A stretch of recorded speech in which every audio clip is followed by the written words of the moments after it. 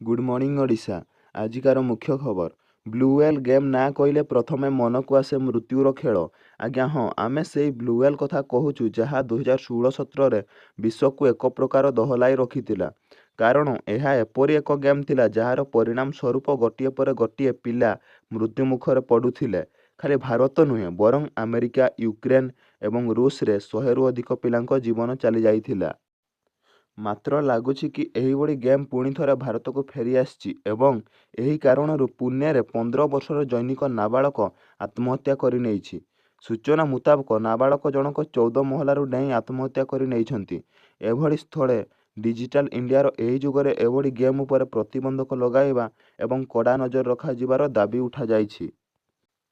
ମୃତକଙ୍କ ମା ସ୍ୱାତୀ ଶ୍ରୀରାଓ ଏହି ବିଷୟରେ କହିବାକୁ ଯାଇ କହିଛନ୍ତି କି ଆର୍ଯ୍ୟ ଜଣେ ଏଭଳି ପିଲା ଥିଲା ଯାହାର କଥା କହିବାରେ ଅସୁବିଧା ଥିଲା ଏବଂ କମ୍ ଉଚ୍ଚତାରୁ ବି ତାକୁ ବହୁତ ଡର ଲାଗୁଥିଲା।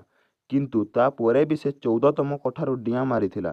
ସେ କହିଥିଲେ କି ଗତ 3-4 ମାସରୁ ଆର୍ଯ୍ୟର ବ୍ୟବହାର ସମ୍ପୂର୍ଣ୍ଣ ଭାବେ ବଦଳି ଯାଇଥିଲା। ସେ ଆକ୍ରମଣାତ୍ମକ ହୋଇଥିଲା ଏବଂ ବିନା କୌଣସି କାରଣରୁ ସେ ମୋତେ ଏବଂ ନିଜ ଭାଇକୁ ଆକ୍ରମଣ କରୁଥିଲା। ସେ ଘଣ୍ଟା ଘଣ୍ଟା ପର୍ଯ୍ୟନ୍ତ ନିଜର କୋଠରୀରେ ଲାପଟପ୍ ଧରି ବସି ରହୁଥିଲା ଏବଂ ମୋତେ ଲାଗୁଥିଲା କି ସେ ପାଠ ପଢ଼ୁଛି।